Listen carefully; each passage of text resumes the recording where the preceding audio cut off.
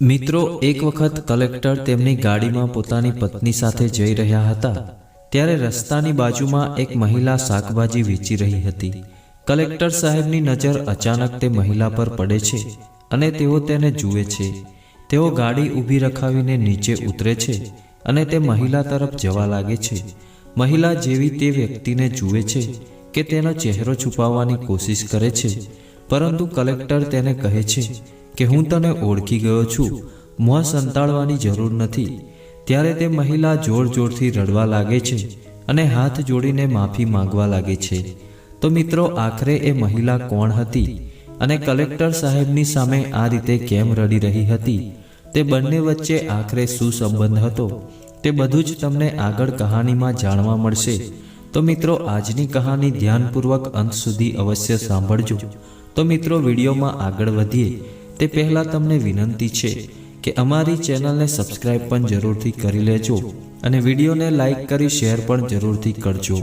મિત્રો, ચાલો કહાનીમાં આગળ વધીએ। મિત્રો, આ એક સત્ય ઘટના પર આધારિત કહાની છે। આ ઘટના અલ્હાબાદના એક ગામની છે જ્યાં એક સોનમ નામની છોકરી રહેતી હતી। સોનમ દેખાવમાં ખૂબ જ સુંદર હતી અને તેને પોતાની સુંદરતા પર ખૂબ જ અભિમાન હતું। તે જ્યારે પણ તેની બહેનપણીઓ સાથે ફરવા જતી તો તે અવારનવાર તેની બહેનપણીઓને કહેતી કે હું તો કોઈ રાજકુમાર જેવા છોકરા સાથે લગ્ન કરીશ। સોનમ કોલેજમાં ભણી રહી હતી અને આ રીતે ધીમે ધીમે સમય વીતી રહ્યો હતો। જેમ જેમ સમય વીતી રહ્યો હતો તેમ તેમ સોનમની ઉંમર પણ વધવા લાગી અને તેના માતા પિતા તેના લગ્ન વિશે વિચારવા લાગ્યા। સોનમના પિતાજી અને તેનો ભાઈ સોનમ માટે યોગ્ય છોકરાની શોધ કરવા લાગ્યા। થોડા સમય બાદ તેમને એક સંદીપ નામનો છોકરો મળે છે, જે દેખાવમાં તો એટલો સુંદર ન હતો, પરંતુ તે ભણેલો ગણેલો અને સંસ્કારી હતો અને તે તેના માતા પિતાની હંમેશા ઇજ્જત કરતો હતો। સોનમના પિતાજી અને તેના ભાઈએ સંદીપના ઘરે જઈને તેની સાથે વાતચીત કરી અને તેનો સ્વભાવ તેમને ખૂબ જ પસંદ આવ્યો। સંદીપ એક સન્માનજનક પરિવારનો છોકરો હતો અને તેનો વ્યવહાર સોનમના પિતાજીને પણ ખૂબ જ પસંદ આવ્યો હતો। તેથી તેમણે સંદીપ સાથે સોનમના લગ્ન નક્કી કરી દીધા। લગ્નનું પાક્કું કરીને જ્યારે સોનમના પિતાજી ઘરે આવ્યા તો સોનમે તેમને પૂછ્યું કે પપ્પા, તમે જે મારા માટે છોકરો પસંદ કર્યો છે તે દેખાવમાં કેવો છે? શું તે મારા જેટલો સુંદર છે અને શું તે મારા લાયક છે? કારણ કે અમારી જોડી સારી લાગવી જોઈએ। જેટલી હું સુંદર દેખાવ છું તેટલો જ સુંદર મારો પતિ પણ હોવો જોઈએ।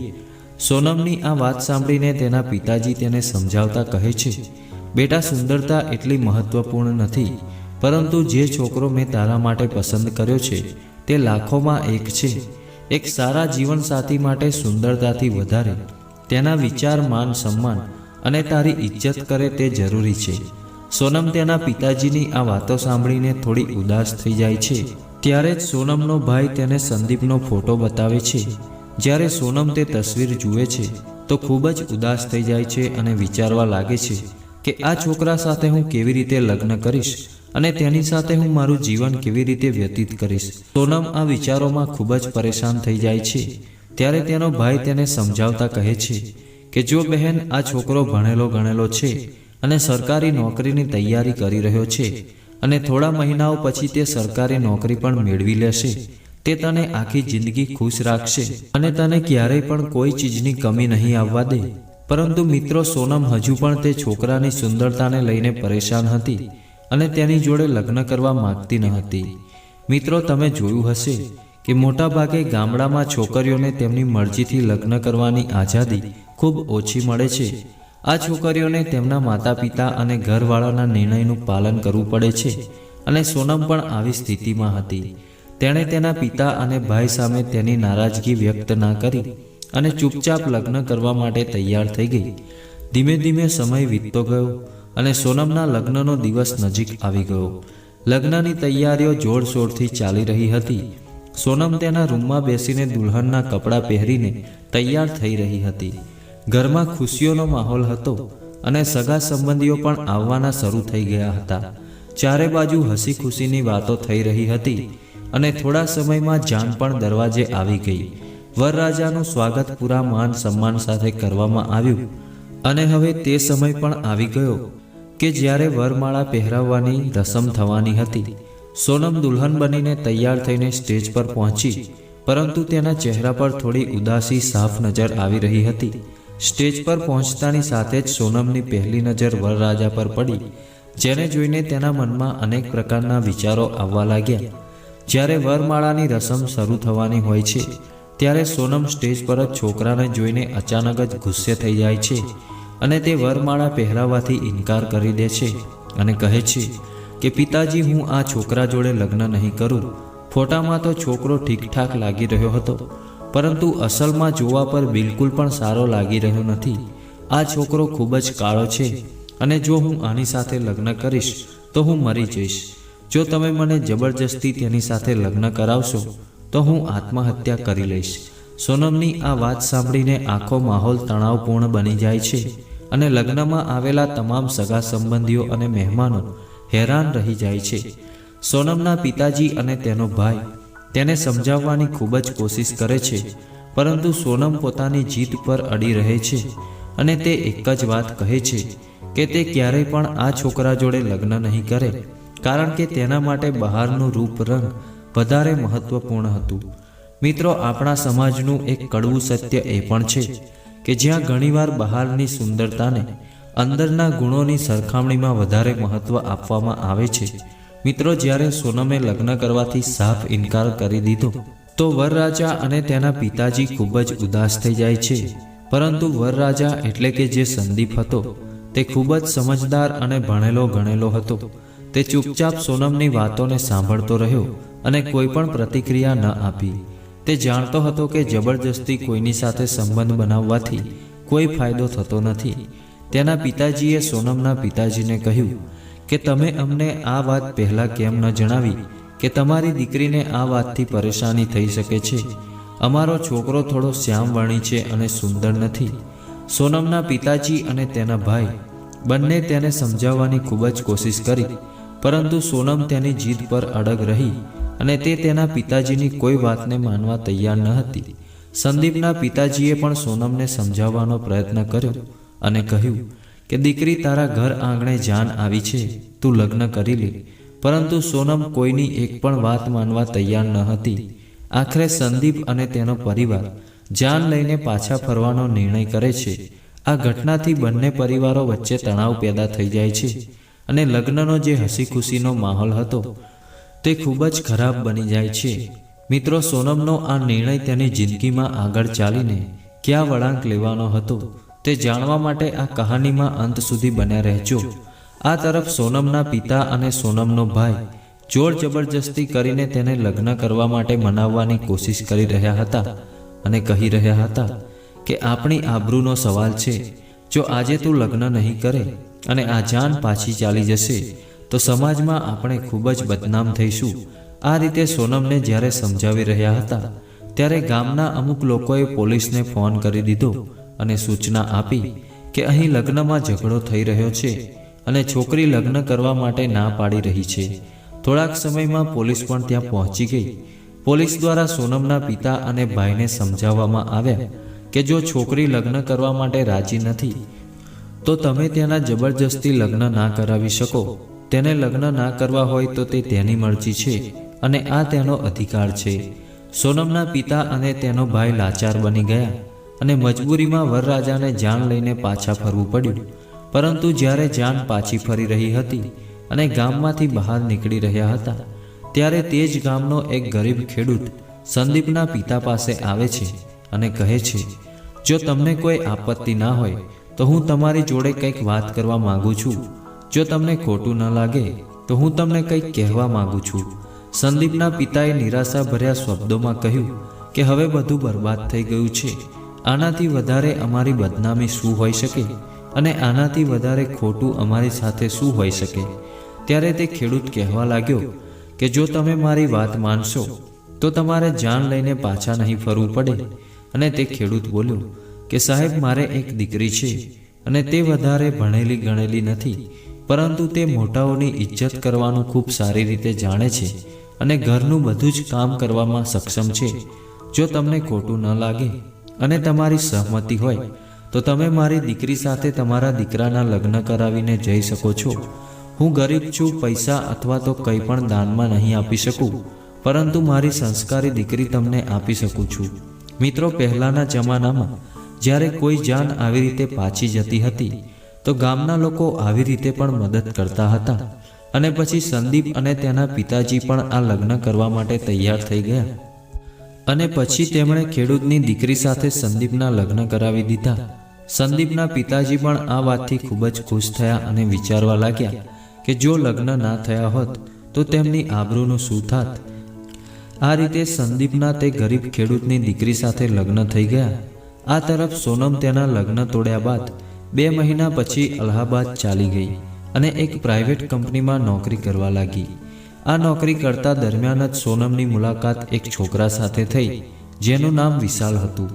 જ્યારે સોનમે પહેલીવાર વિશાલને જોયો તો તેને પહેલી નજરમાં જ પસંદ આવી ગયો હતો અને તે વારંવાર વિશાલ તરફ જોયા કરતી હતી.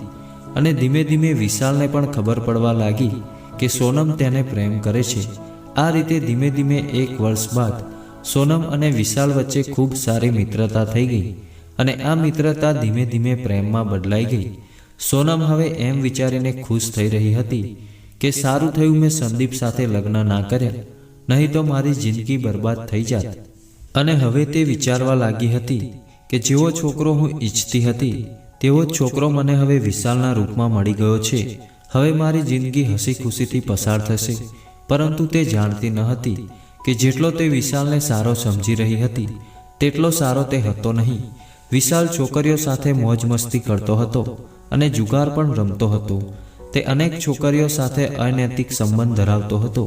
તે દારૂ પણ પીતો હતો અને ભણેલો ગણેલો પણ ન હતો. પરંતુ વિશાલની એક ખાસિયત હતી કે તે જ્યારે પણ સોનમને મળવા આવતો હતો તો તે નશાની હાલતમાં ક્યારેય નહોતો આવતો. હંમેશા તે તેની સામે સારો હોવાનો ઢોંગ કરતો હતો. સોનમ વિશાલ સાથે સમય વિતાવવા લાગી અને 2 વર્ષ બાદ તેના માતા પિતા જોડે વાતચીત કરી અને વિશાલ જોડે લગ્ન કરવાનો પ્રસ્તાવ મૂક્યો. જ્યારે સોનમના માતા પિતાને ખબર પડી કે તે તેની મરજીથી લગ્ન કરવા માગે છે તો તેમણે ના ન પાડી, કારણ કે તે જાણતા હતા કે તેના લગ્ન પહેલાં તૂટી ચૂક્યા છે અને જો આ વખતે પણ તેઓ ઇનકાર કરશે તો તેમની દીકરીના લગ્ન ફરીથી તૂટી જશે. અને આ જ વિચાર કરતાં કરતાં સોનમની ઈચ્છાના વિરુદ્ધ ના ગયા અને તેના લગ્ન વિશાલ સાથે નક્કી કરી દીધા. વિશાલ દેખાવમાં ખૂબ જ સુંદર હતો અને હંમેશા સારા કપડાં પહેરતો હતો અને મોંઘી ગાડીઓમાં ફરતો હતો. આ બધું જોઈને સોનમ તેને પસંદ કરવા લાગી અને તેની સાથે લગ્ન કરી લીધા. સોનમ વિશાલ સાથે ખૂબ જ ખુશ હતી અને વિચારી રહી હતી કે સારું થયું કે તેણે સંદીપ જોડે લગ્ન ના કર્યા, નહીં તો તેની જિંદગી બરબાદ જ થઈ ગઈ હોત.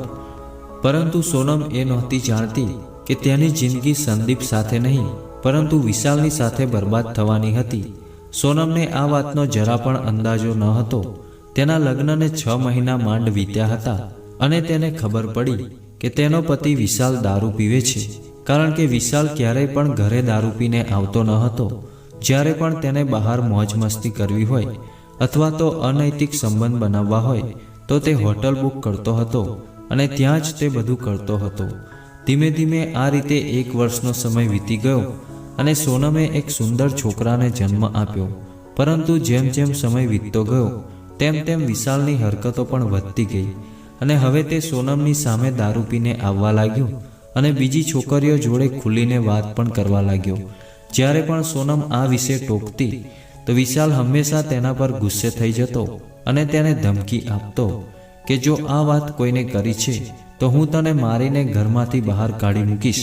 આ સાંભળીને સોનમને ખૂબ જ આઘાત લાગ્યો. તેણે વિચાર્યું કે પોતાની મરજીથી લગ્ન કર્યા હતા પરંતુ વિશાલ આવો નીકળશે તેવું તેણે ક્યારેય વિચાર્યું ન હતું. સોનમ કહેતી હતી કે જેટલી સુંદર તે છે તેટલો જ સુંદર તેનો પતિ વિશાલ પણ હતો અને તેણે હંમેશા વિચાર્યું હતું કે તેનો પતિ તેની સુંદરતાની કદર કરશે અને તેને ઇજ્જત કરશે. અને સોનમને હવે ખબર પડી ગઈ હતી કે વિશાલના અન્ય છોકરીઓ સાથે અનૈતિક સંબંધો પણ હતા અને આ જ કારણે સોનમ અને વિશાલની વચ્ચે વારંવાર લડાઈ ઝઘડા થવા લાગ્યા. અને આ રીતે લડતા ઝઘડતા એક બીજું વર્ષ પસાર થઈ ગયું અને સોનમે એક બીજા બાળકને જન્મ આપ્યો.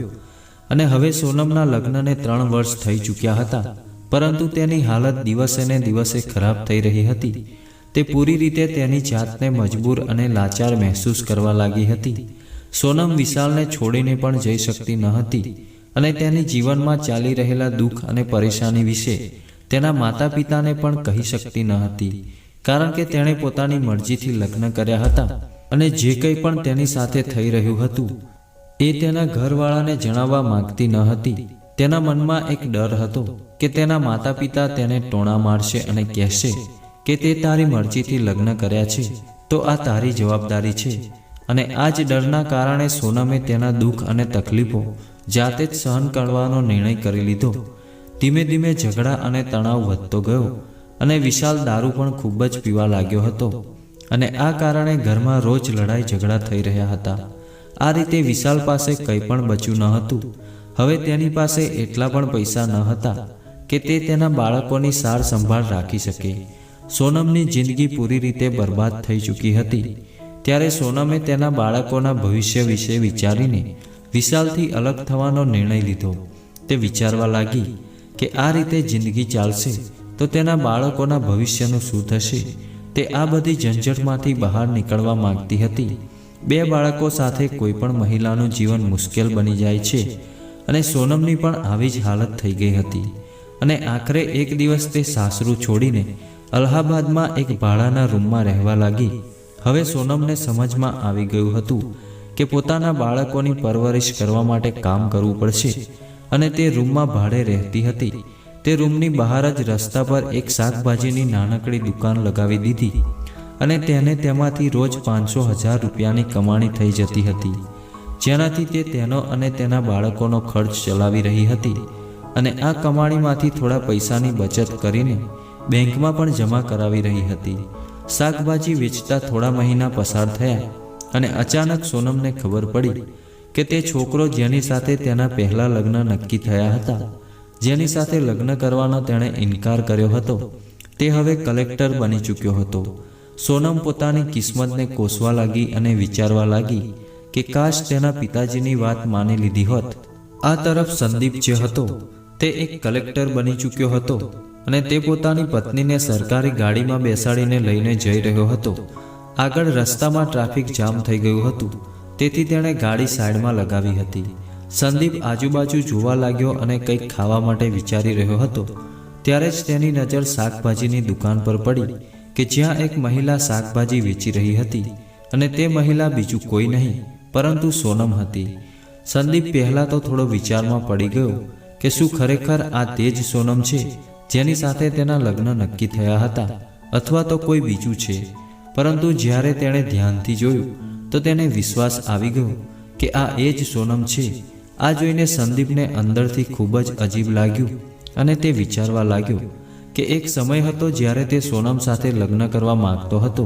આજે એની કિસ્મત તેને એક એવા મુકામ પર પહોંચાડી દીધો હતો કે તે આજે ખૂબ જ મોટા સરકારી પદ પર હતો અને સોનમ શાકભાજી વેચવા માટે મજબૂર બની ગઈ હતી.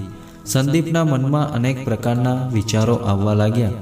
ક્યારેક તે સોનમ સાથે એક જિંદગી જીવવાનું સપનું જોતો હતો, પરંતુ આજે બંનેની જિંદગી પૂરી રીતે અલગ અલગ દિશામાં ચાલી રહી હતી. સોનમે પણ સંદીપને જોયો તો તે પણ સમજી ગઈ આ તે જ સંદીપ છે જેને ક્યારેક તેણે લગ્ન કરવાથી ઇનકાર કરી દીધો હતો અને હવે તે પોતાના કિસ્મત પર રડી રહી હતી.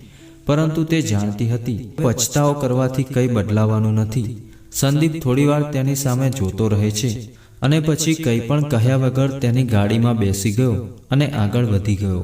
સોનમના જીવનમાં એક કડવું સત્ય જોડાઈ ગયું હતું, પરંતુ તેણે પોતાની જાતને મજબૂત બનાવી રાખી.